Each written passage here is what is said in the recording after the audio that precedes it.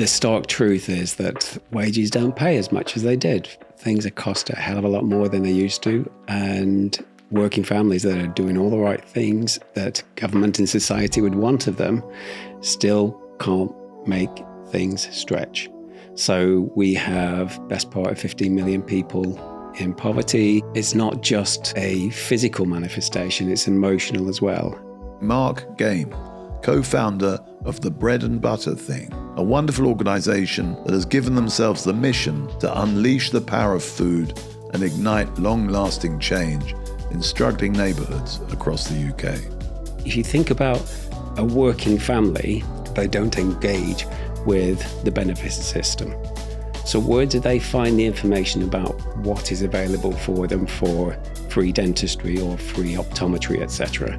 And there are literally over 20 billion every year of unclaimed benefits that should be out there. What is the issue here? What is going on in the UK? When you start to look at the cost of product, the cost of living going up and up, but your wages don't, that has to be acknowledged. How are we going to prepare for this? What do we do as a society and you as an organisation?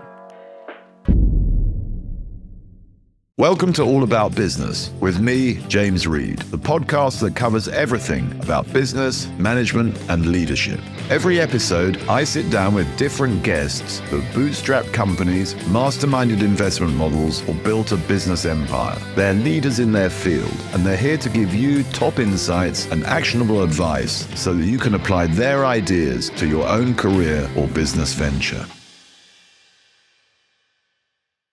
Today on All About Business, I'm really delighted to welcome Mark Game to our studio. Mark has come from Manchester today, and he is the founder and the CEO of The Bread and Butter Thing, an award-winning charity that helps make life more affordable for people by redistributing surplus food through community-led food clubs.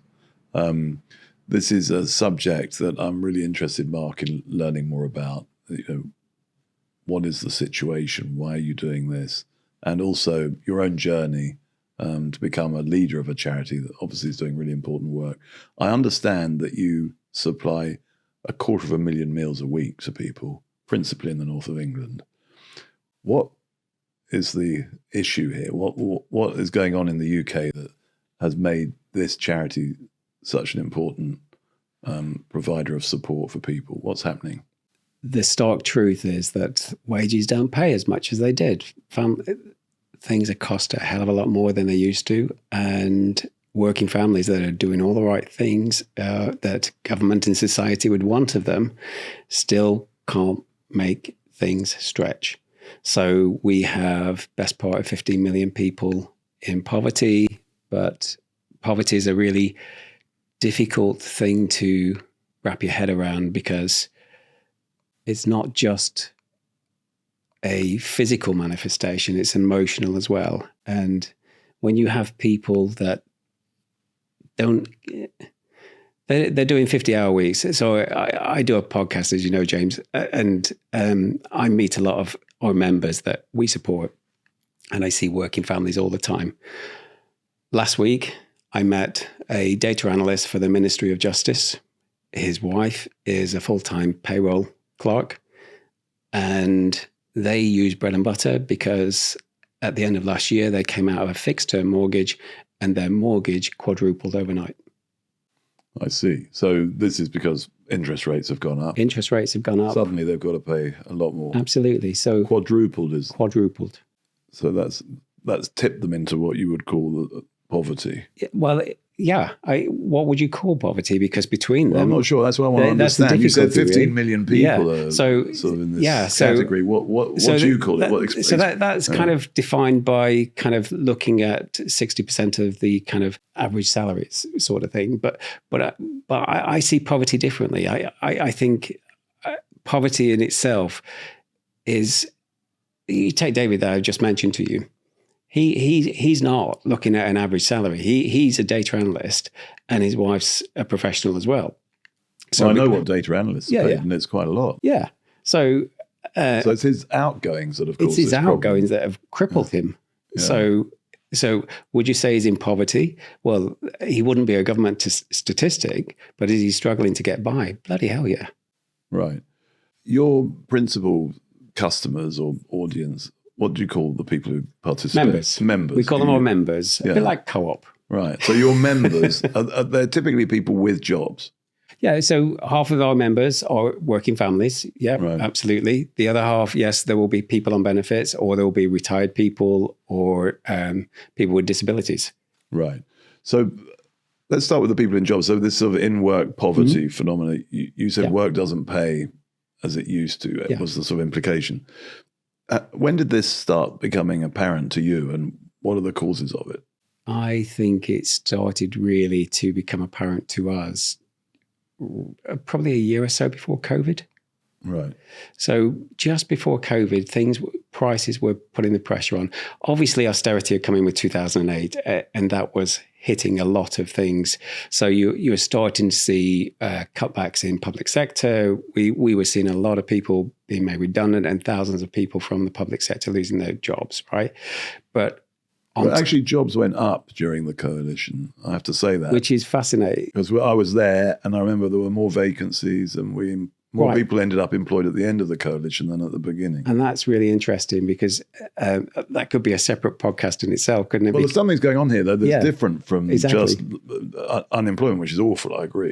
It is. And it's looking at the inflation costs, etc. There's a really interesting graph where you can see from the 80s to 2025, where you can actually see the graph of the kind of salaries, the average salaries going up and up and up, and they kind of plateau in the noughties.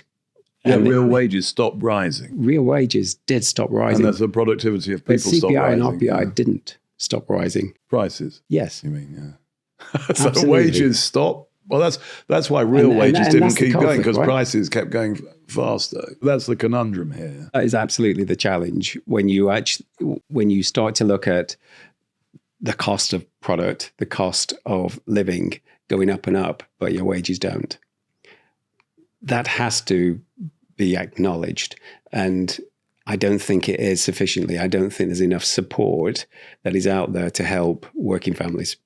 So one of the reasons I was keen to talk to you, Mark, is that I'm concerned that this is going to become a bigger issue with new technologies potentially consuming jobs and more people finding themselves in this difficult situation. Yeah.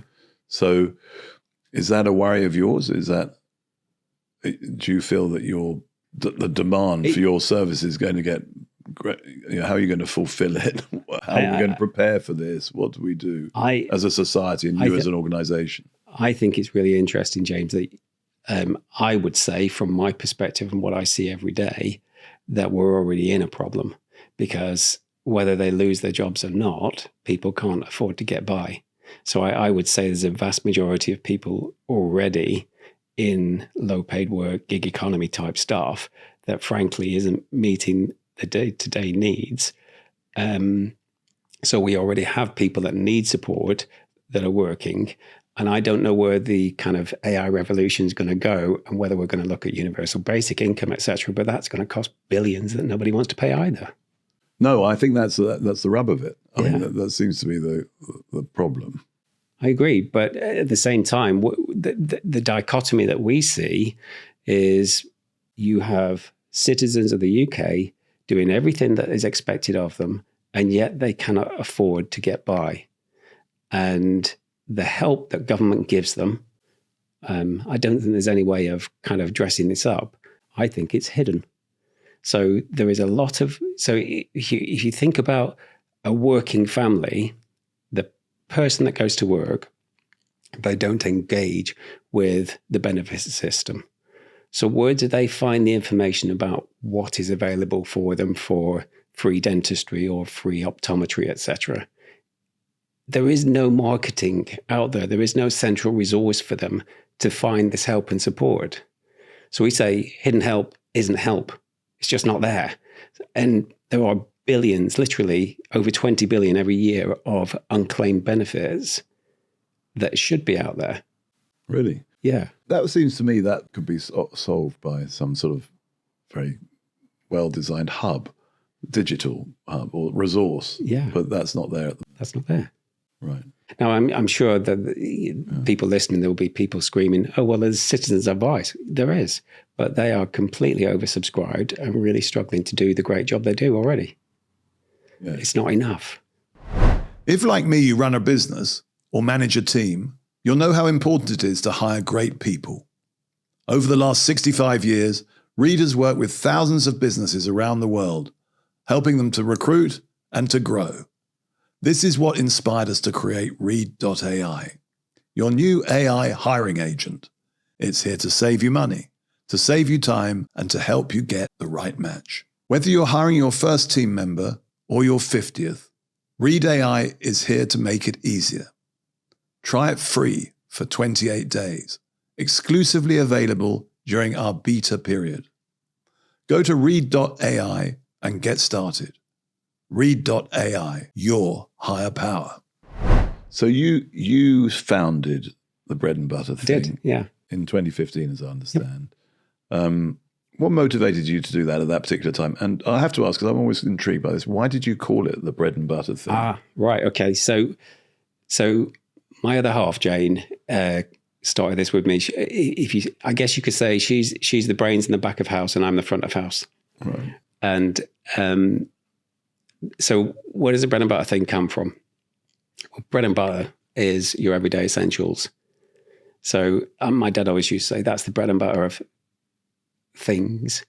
And why is it a thing? Well, I call it a thing because I saw it as a movement. Put it in a sentence, it's becoming a thing. The bread and butter thing is becoming a thing. So it's more of a conceptual thing to become a movement, recognizing the need for such provisions. Okay. Complicated, I know. But your dad used to say this. Yeah, he used to say it's the bread and butter. Yeah. That's my bread and butter. That's what I do every day. That's my bread and butter. Right. So and then you work with your wife, Yep. Jane. And how do you divide up responsibilities?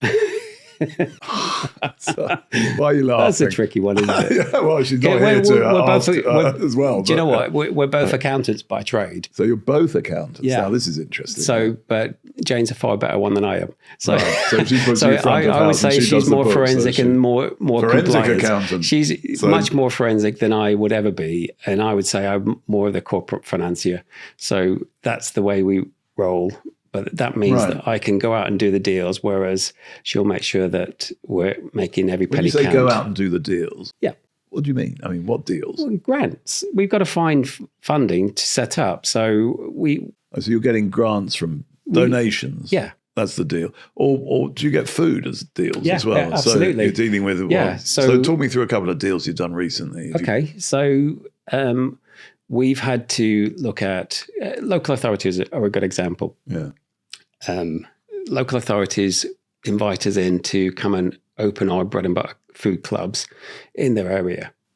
When they do, what happens is we will ask them for the first year's costs and the capital cost to set up. So the way we work is we set up a man in a van almost. So But you ask them to finance the first year's cost. We do, yeah, because you wouldn't have thought of that if you weren't an accountant. I mean, I was inspired. Go on. So then what happens? I better ask this question. Well, this is the spin, James, because what we do is say, you can give us your first year funding. Yeah. And I know we're a charity, but you'll never have to fund us again because it's financially sustainable in your area then, because the costs, the money that we charge our members for their food covers the running costs for that area. Right. So once it's established, yeah, exactly. So we can go into 3 and 5 year deals comfortably on 1 year funding. Right. So I can see the appeal for the local authority. Yeah. So like every good deal, it's good for both parties. Absolutely. So how many local authorities have you got signed up? Wow. So it's around 30, I guess.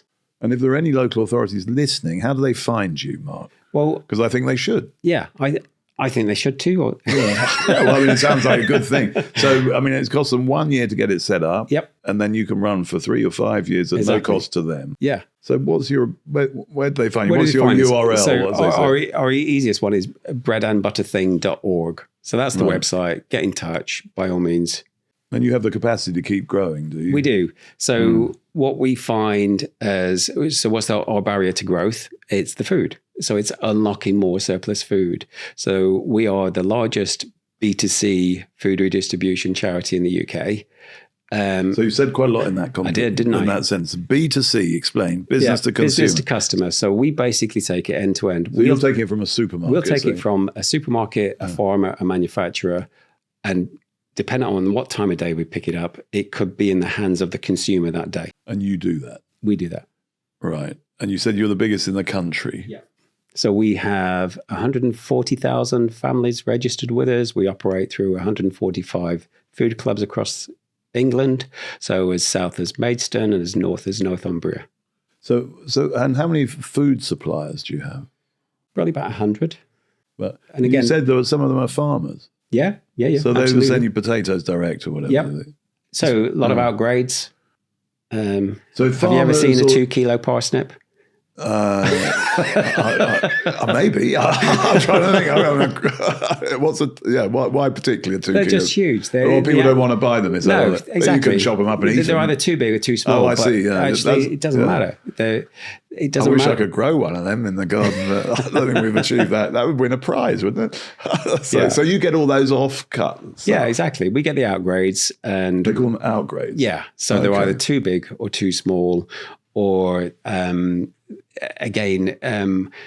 if there are things that are still on the tree, so top fruits like apples, we will do a deal with a farmer. Again, more deals where we'll try and make it cost neutral. So if they carry on picking, so sometimes, particularly post-Brexit, farmers will keep hold of their labourers, and they won't always have something to do. So they've got a bit of surplus labour. So then we'll kind of subsidise that and say, we'll pay you some towards that labour, but give us the fruit, get them picking again for the kind of class twos or what isn't going to go to your mainstream customers.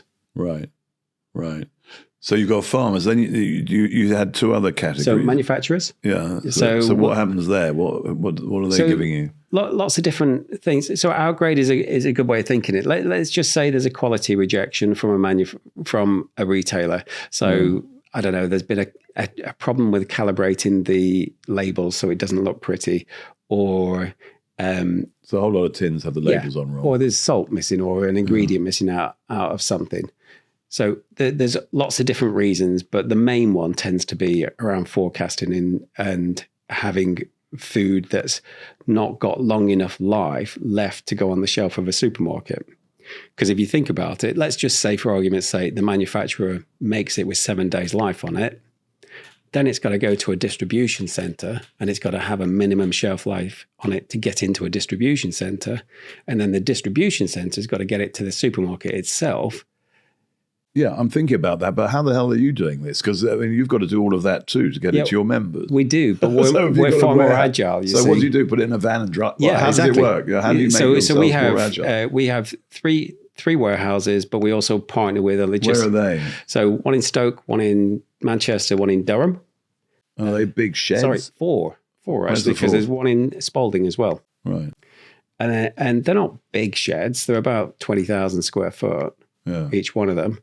And they've got about 15 vans at each one of them. And what we do is get partner with third-party logistics. They bring the food into us from the manufacturers, farmers, etc.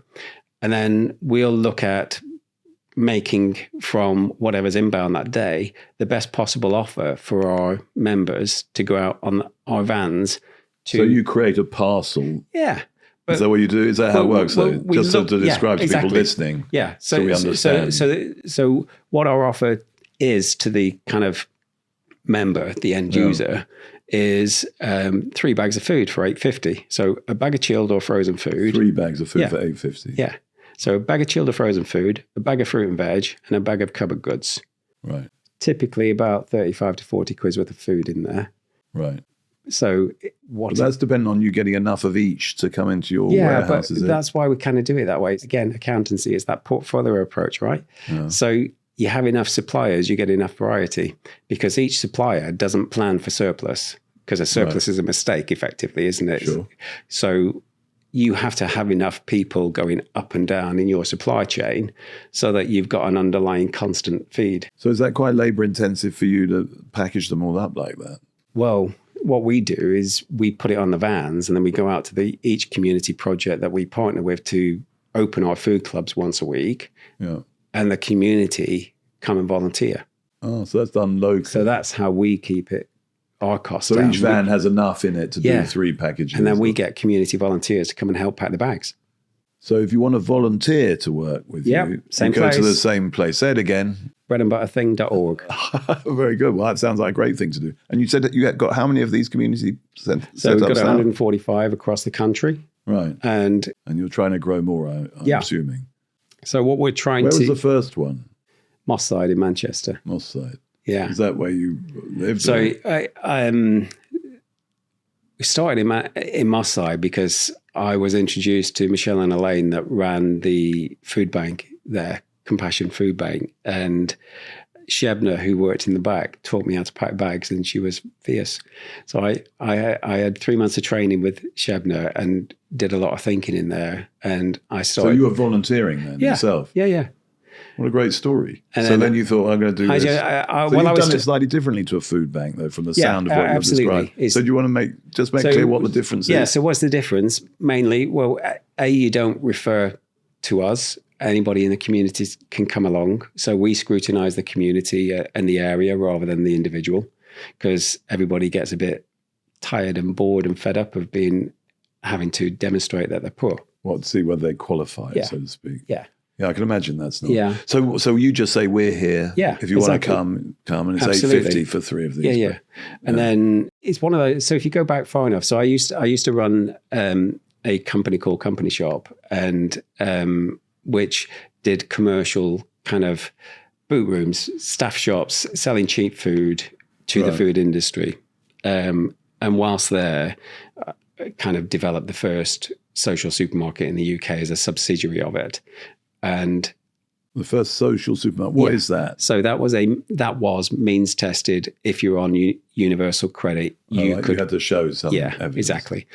You could come in. But that just got me thinking. And that showed me how you can go beyond simply calories with such a model, because everybody talks about food with this, James, but actually there's so much more, because the community piece is huge.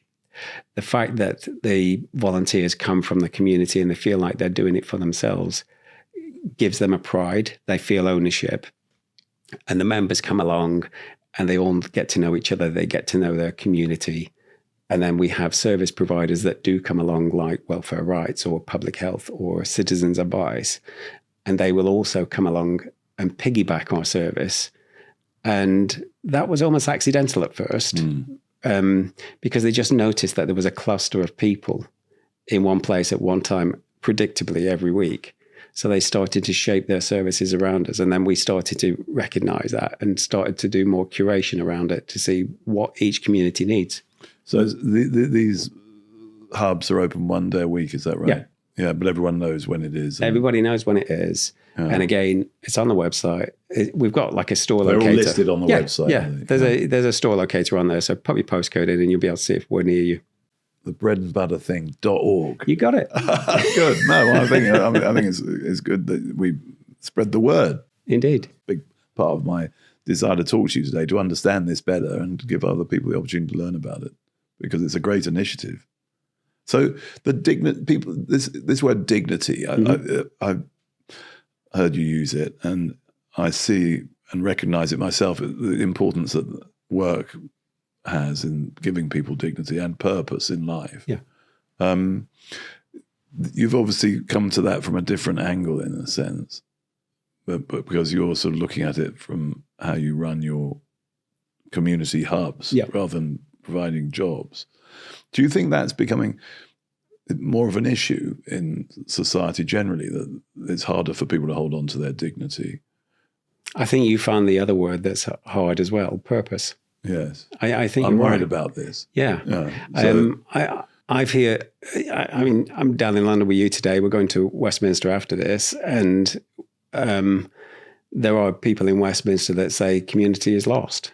And I frankly don't believe that at all. Well, you don't believe it because you see it in your centres. Exactly, yeah. You're there with the people. And I think people need to get out of Westminster more, frankly. Could not agree more. And sit in businesses, sit in organisations like yours, talk to people and see actually what's going on, because, I mean, they don't seem to be particularly well tuned in, do they, on that issue? No, they don't. That being an example. Yeah, it's a great example. And we see it every day. And that's what we celebrate on our podcast. So celebrating community. Yeah, and everyday people. Yeah. Just there's some unbelievable people that are doing unbelievable things despite their hardships. Yeah. Well, that's inspiring, isn't it? Yeah. And that just, it feels like a privilege to be able to just go and chat to them. You said to me earlier, and I hope I'm not putting you on the spot, that you had a sort of mischievous youth, or if that's the right word. And then I'm interested because then you became an accountant. Yeah. And now you're running this, I would say, remarkable organisation that's bringing people together and doing good work for the community. Can you just tell me a little bit about your own journey? Because I'm intrigued, Mark, and you're laughing. I want to know more. And I think there's a story to be had here, yeah. Okay, Irish Catholic family, born in Preston on a council estate, youngest of 4 lads. Right. We were pretty feral as kids. Right. Yeah. Did your parents work? Yeah, Dad worked full-time back in the day at Danish Bacon. Right. But so he was making bacon. Yeah. And Mum didn't work when she got all 4 of us, because obviously I was the last one around. She wasn't working by that point. But 4 brothers, and you were 4 brothers. You were the youngest of 4. Yeah. So you must be pretty tough. I got shouty. Well, I don't know what your big brothers are like, but you must be pretty resilient. Yeah. So we had a bit of fun, but yeah. The reason I was saying a bit of a rogue, we did do some stuff, and I did end up with some juvenile convictions, etc. Right. So I was caught joyriding. Took a lamppost off a street corner at doing 60. How old were you when you were doing that? 15. So 15. Yeah. Right. Yeah, I was lucky. I was very lucky. You could have killed yourself or other people. Well, yeah. I was going to say I was lucky I didn't serve time for it. So, well, that too. Well, yeah. So luckily, none of those things came to pass. Exactly. And again, time. There's a lot of luck involved in life, though, isn't there? There is. You look back on that and you couldn't agree more. Because if you think about it, James, if I'd have done it post 16, I'd have probably had a criminal record that would have affected me and would not have allowed me to become an accountant and qualify, etc. So how did you go from joyriding in Preston to becoming an accountant? I mean, that's the next step that I'm interested in. Did your mother say sort yourself out, or did someone else? No, it's funny. There was like a little voice in my head, stop screwing around sort of thing. In my early 20s, I think. One of your personalities told you, don't do that anymore. Do something else. Is that what happened? Get a grip. That's interesting. Getting of age, What age were you then? Probably 22-ish. Right. And I think a lot of young men grow up in their early 20s. I think so. Yeah. I do think that there's a truth to that. But I think school wasn't great. Mum and Dad weren't educated, so they didn't really understand the value of education either. So they didn't necessarily support. So youngest of 4 lads going to the same kind of Catholic comp. Yeah. As I get through the door, first words from the form teacher, God, not another game. All right. it just didn't go well. That's not fair, is it? I mean, reputation's been made by your older brothers. That's not fair, is it? I mean, but anyway, okay. But your name is good for, oh God, not another game. It makes it a good quote. So all right. So that's not a good start, is it? It didn't help really, did it? So I came out of school with very few O levels. How many, if I might ask? 4. 4. One of them was a C. Right. So I think the only thing I like is the fact that I actually got a B in physics O level without studying whatsoever. That's good. I just liked physics. Did you get an O level in mathematics? I did. So that helps for the accounting. And then I went on to get an A in A-level maths at night school, and then realised that I like maths and I like understanding numbers, and started to think about that. So you went to night school after you left school. So this is like further education. So this is really important. So what? So this voice prompted you, what, at 22 to do that? Yeah, because I went out to get a job at 16 and just spend money, burn money, go and Yeah. enjoy life. And that's what you did. And that's what I did. And yeah. So what age did you go to night school? Well, That was there's again, something. it's that little guy at 22 or whatever. Just Right. come on, it's time. And then So what sort of jobs were you doing between 16 and 22? So Dad had a business. Dad had a frozen food business. So that's interesting. Yeah, so there's yeah. a connection there. Yeah. It's a difficult one because he actually had two businesses and they both failed. And you can look at it and wonder whether or not that's something that drove me into accountancy as well, because I could actually see what was happening in there. Right. But you can also look at market conditions, because he was definitely in the 80s when the supermarkets were really coming into their own and the high street stores were somewhat oppressed by them. And that change in market, he didn't adapt to. Right. And I think that's what It's hard caused to it. see, though. It's hard to watch. Yeah, it is, because he suffered with that, and he had a lot of kind of stress and heart conditions in and out of hospital during that time. So it's a tough watch, but so that's kind of where I was. But frankly, took the mickey when I was working for him because I could. Right. He didn't fire you, though. No, he should have.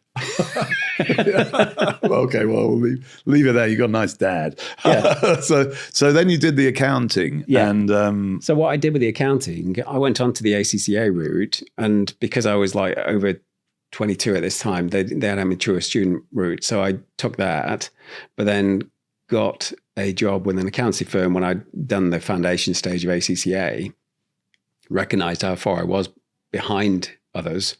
So decided I was just going to do them every 6 months. So it suddenly became very driven. right. I went, right, I'm going to leapfrog some of these people that are younger than me that are doing the same exams, because actually I need to play catch up now. Right. So, and you managed to do that. Yeah. And then what did you do when you qualified? So qualified, did a bit of audit, did a bit of corporate finance. But Was this still in Preston? Lancashire? Yeah, Lancashire. Yeah. And then started to do business planning. So I'd found that one of the partners where I was working was doing consultancy for helping people to develop their SMEs in a preparation for exit, sale, float, whatever. And I found I was really quite capable at that, and started to help develop management teams for exits and sales. And then went on from there to do it with a couple of others. We set up our own practice. And one of my first clients... Building management teams. Building management teams, grooming businesses for sales. This is an unexpected turn of events, but I want to ask you, what's a couple of key things you want to do to build a management team if you want to sell a business? Because this is an added bonus for our well, listeners. I guess for me, the key thing that we always talked about is making sure that the management know which buttons to press to actually deliver, because so many teams say we need a budget, and the budget just means numbers, and a budget to me always means you need an operational Gantt chart to go with it. What are going to be the triggers to actually make that happen when you say it's going to happen? And I don't know why, but so many times that's a blind spot. It's like, we're not reaching budget. Well, explain why. Oh, well, we haven't thought about this, and this. Yeah. And the operations and actions that need to go with it don't seem to get documented as they ought. Everyone thinks, oh, well, if we just kind of do that and we go 3% or whatever, and we put a marketing plan behind That's it. not very useful. No, it's got to have. It sounds like you're applying that knowledge in what you're doing now. Yeah, very much so. Gantt chart. Yeah. Because, I mean, you're running a real logistics operation here. Yeah. That sounds complex and impressive. You're laughing. It must be quite hard, isn't it? There's a lot of plates to spin. Yeah. But there's a good team there. And I think So that's how big's your the team secret now? sauce. There's a good team there. Yeah. So depends what do you look for in your team? That positive, self-starting, can-do philosophy. You can train anybody to do most things. I think if they've got the right attitude and the right determination, then you get the right team. Can do positive, self-starting philosophy. Regardless of the role, you're looking for that in the people who join you. Yep. Because they're people who get stuff done, I guess. Got it in one. Right. Well, that's good. That's good advice. We run for it. anyone listening. You can imagine Jane and I. We run it lean. We don't have. You have to, don't you? Yeah, It's a and everybody charity. that comes, even within senior positions, it's like we expect you to roll your sleeves up and crack on. Don't expect your team to do it. And we've kind of got this thing. We're like the Pony Express. We have never ever missed opening a food club ever. And if that means I've got to be on the vans a day, that's fine. We'll do that. And everybody is expected to do that. So we all dig in when needed. Right. When's your next opening? Next opening of a hub. Yeah. So we are opening, well, I'm focusing on Whitby at the moment. We're Whitby. opening in the seaside town of Whitby. Yeah. So that should be early September. I mean, we've got a couple of others that we're kind of infilling around our regions at the moment, so in Greater Manchester and places. But So how do you choose? So you've chosen Whitby as the next one. Yeah, well- What do you look for? How do you do that? funding can drive it. So The going local back, authority. yeah, exactly. So if a Yeah. local authority or a private kind of philanthropist or whatever wants to get involved and do some legacy piece, How much did it cost to set one up then? how much you got? Yeah, good negotiator, but I'm not going to fall for it. Do you not want to say, or is it? It varies. It varies regionally because it depends on how far away we are from distribution centres, whether we have to do contracts with third-party logistics to actually come to your area, etc. Yeah. So I'll give you a ballpark. It's anywhere between 150 and 250. Hundreds of thousands. Yeah. So up to $250,000. Yeah, But once it's set up, it that's runs. it. It runs. So if anyone listening wants to set up and support one of these, Yeah, definitely. please do. 150 to 250,000. And I know it sounds a lot, but But lots of businesses are located in neighbourhoods yeah, where they could usefully do this, actually. absolutely. I mean, if companies got behind this, Yeah, that would be great, wouldn't it? wouldn't it? I think so. Yeah. Okay. So you also mentioned, Mark, that you work with people who are out of work, unemployed people, or if that's the right way of describing it. And I think you do some work around skills and helping people support people into work, which is something we do as well at Reed. And I'm just interested in what you're doing and how you get on with it. So quite a lot of people that come to us that are unemployed are quite away from employment, I would say. So we do work with them on things like confidence.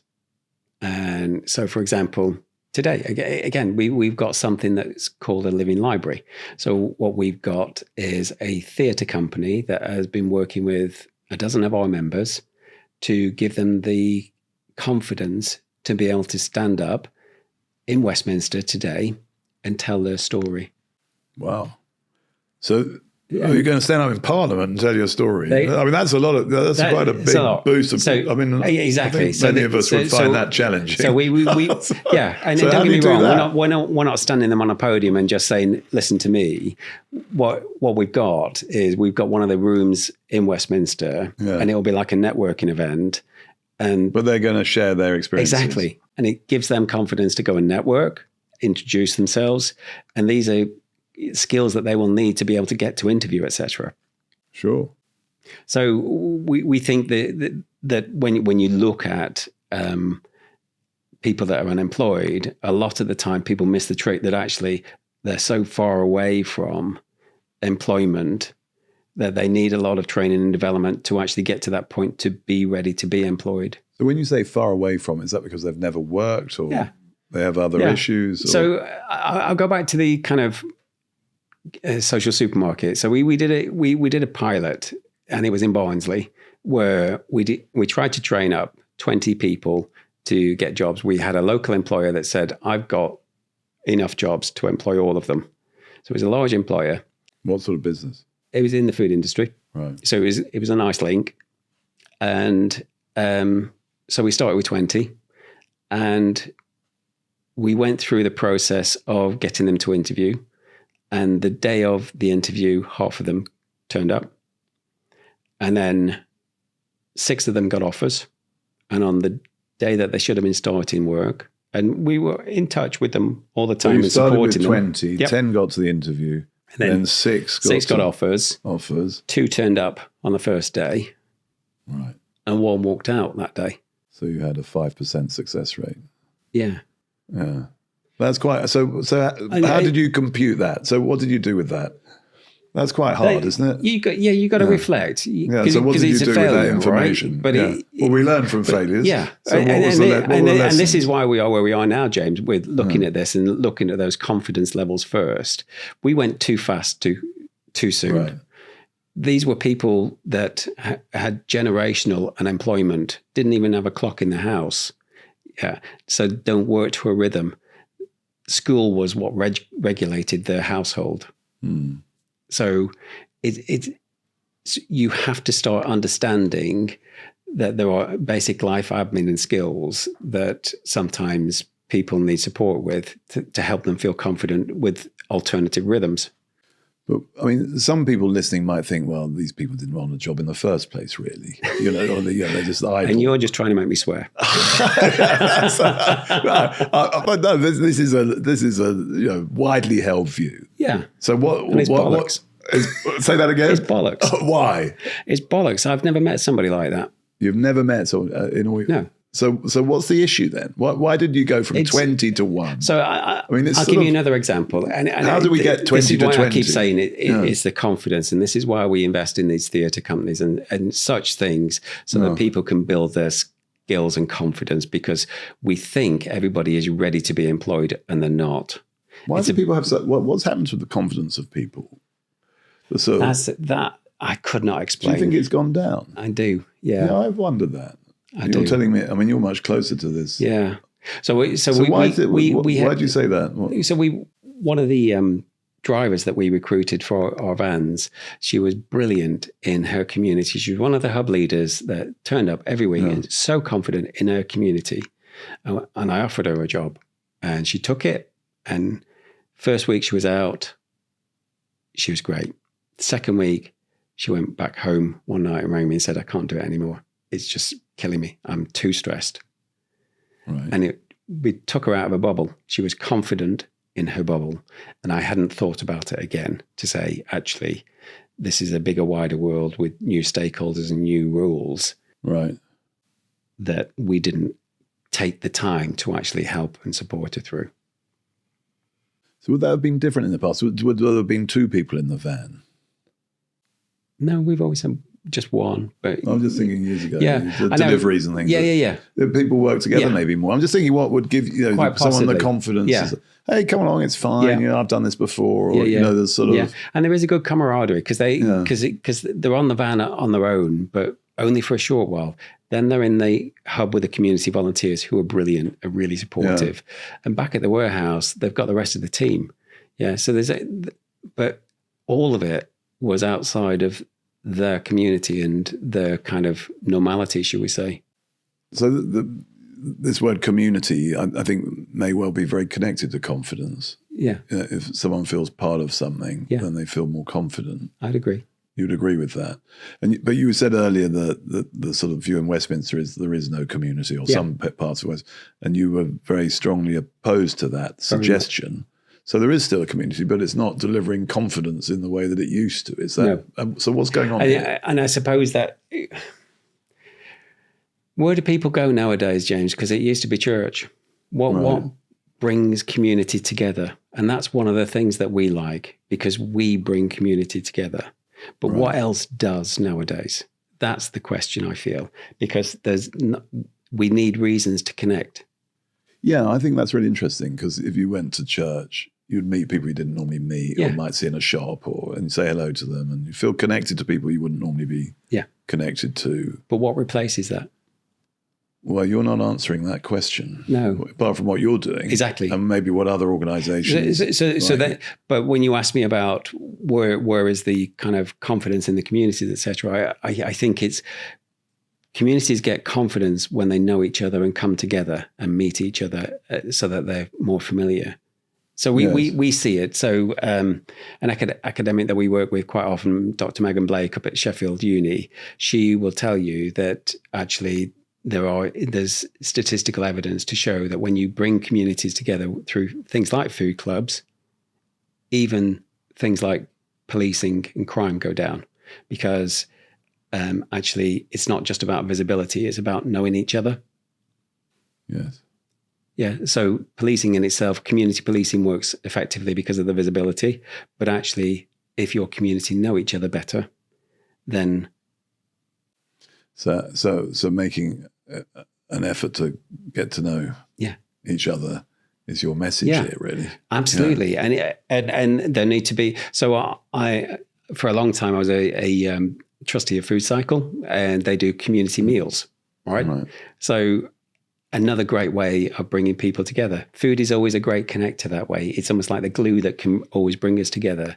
Whereas I guess religion used to be the thing, but I think food is a good way of doing that nowadays. Do you have any other ideas about how to rebuild or create community? Well, sports maybe, I don't know. Sports is a good shout, yeah. In hobbies and interest clubs, I don't know. Yeah. Youth clubs. It's who funds them. Yeah. I suppose there's a lack of investment in community. So we see quite a lot, but we've seen some really good local authorities that have changed things as well. So can you give me an example? Hartlepool approached us to come and open food clubs in their area. Okay.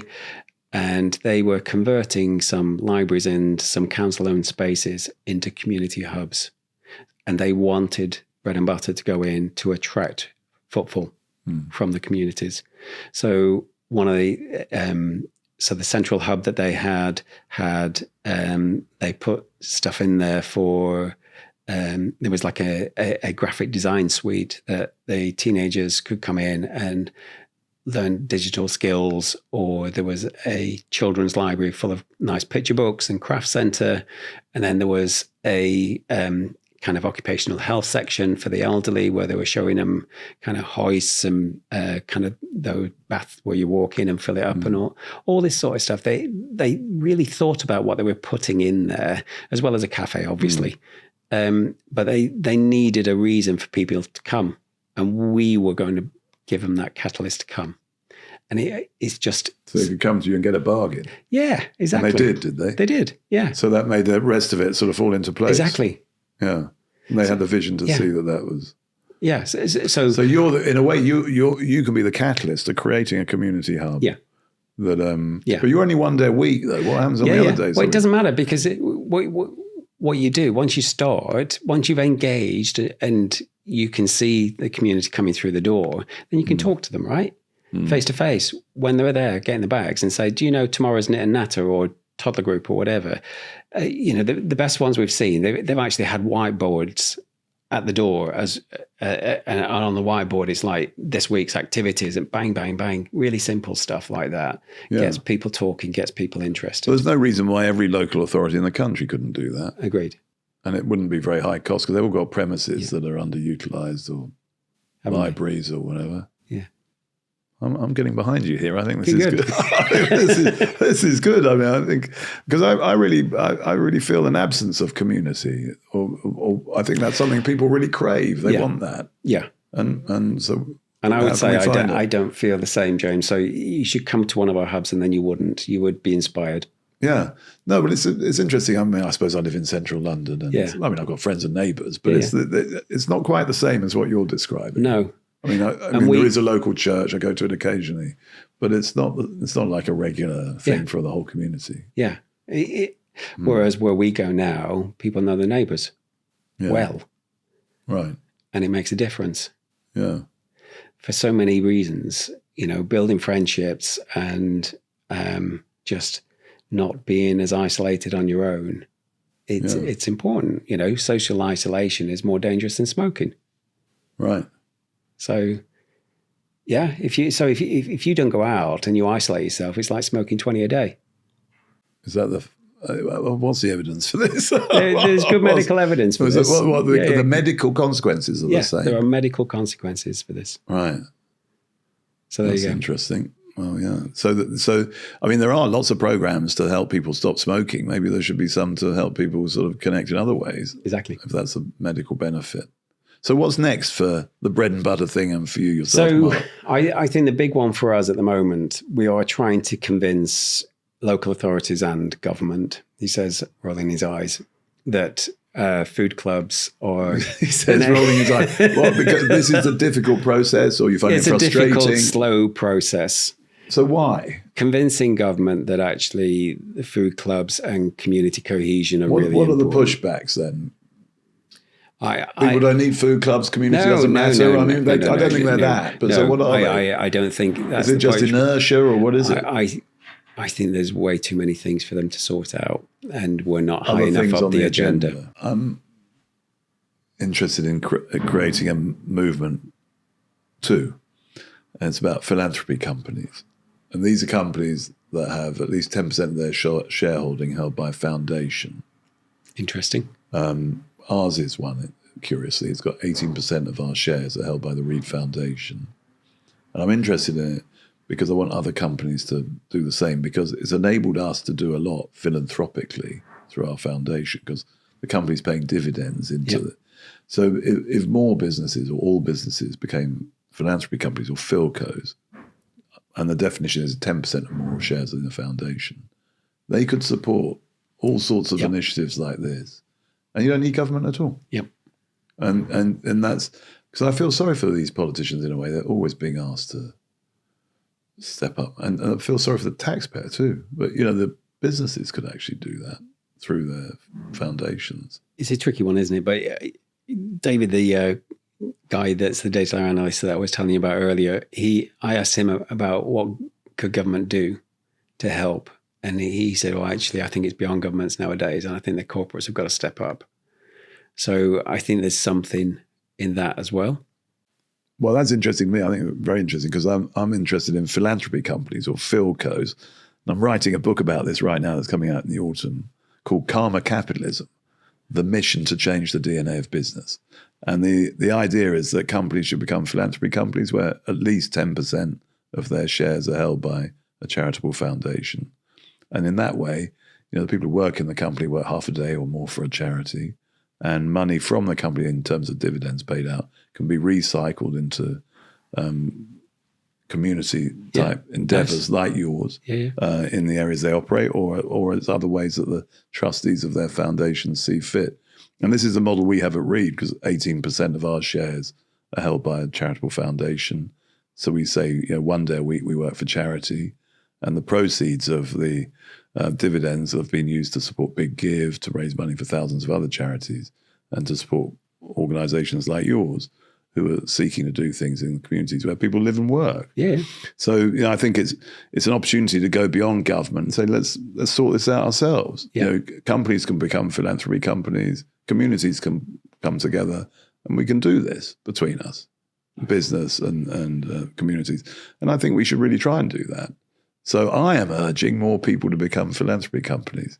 And you can look that up on philco.org.uk because it's not hard to do. And I think the upsides are huge. They have been for us, both in terms of business, but also in terms of the wider benefits that you can bring to other organizations and people. So there's something beyond government here, I think. I think there is.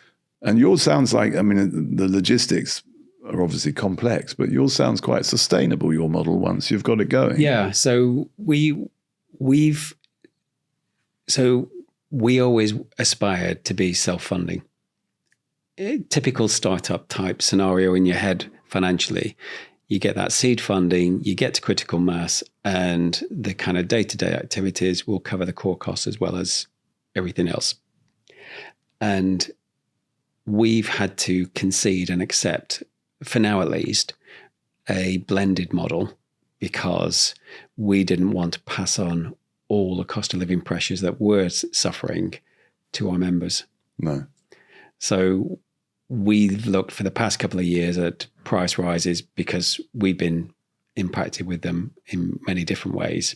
And we've chosen not to. But to do that as well, we've had to kind of reflect and recognize that means that it's going to further delay when we'll ever become financially sustainable. And it's hard for us because we don't see ourselves as a charity. We feel that our members are our customers, and we do the best professional job that we can. And if we do the best we can and give them the best customer service possible, all the social impact that we have is just a natural byproduct. So do the best job you can. Don't focus on the value, because that will come if you do the right thing. Right. So when you say to become sustainable, so you're relying on other people's funding, or the Yes. donations as well Yes. as the sales of the food Exactly. parcels. Yes. Yeah. So you want to get to a situation where you're not dependent on that? Or? Exactly. So we're kind of, so we fund 2/3 of our own overheads. But now we're getting to a point where we need a substantial growth to be able to continue that. So again, accountant talking. So each van is profitable. Do you call yourself profitable when you're a charitable organization? I know what you mean. Yeah. You have to be sustainable. Exactly right. Yeah. And then pre-COVID, each region was profitable. Post-COVID, they're not. There's each So one. what happened there then? Cost of living pressures. Just the prices. all Yeah, went yeah, up. Yeah, which is what's affecting everyone. Everyone. Yeah. But now we've got to get that back, and it's slowly coming back where we're getting kind of regional profits again, and we're focusing harder on that. But then how many regions do we need to cover core costs has gone up clearly, because actually there's not enough profit in each pocket now to cover the core. So we're pushing out further and further when we will become financially sustainable. So you need to become larger to become financially Exactly. sustainable. Curious. Yeah, that's the model. Yeah. More scale. Yeah, and as I say, cost. this is like classic startups, right? In anywhere, like an AIM listing or something like that. It's that proof of concept and getting to a point where eventually you have the product that becomes the cash cow and kind of covers all the costs. Yeah, it's very interesting to me. I mean, you said we don't like to think of ourselves as a charity. You're using sort of very obvious business language and techniques here to run the organization.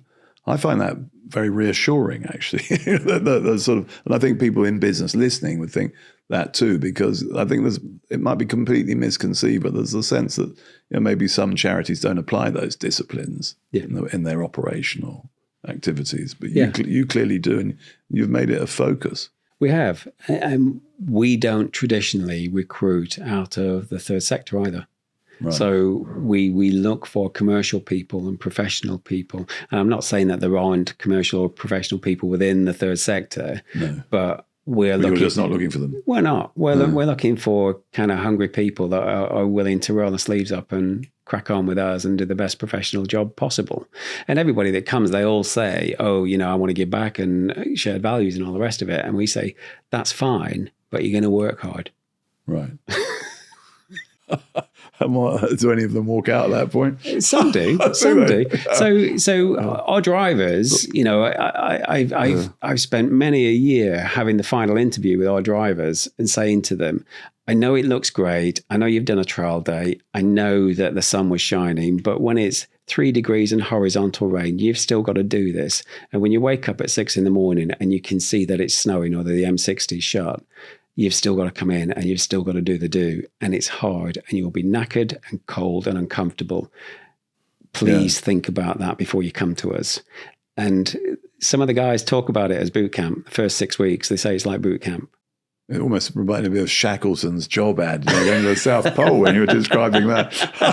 But it's management. But you got lots of people queuing up. But again, it's management of expectations, right? It's just like you've got to have the right people coming through. What I'm hearing when you say that is not all the difficulties or adversities you might have driving around the M60.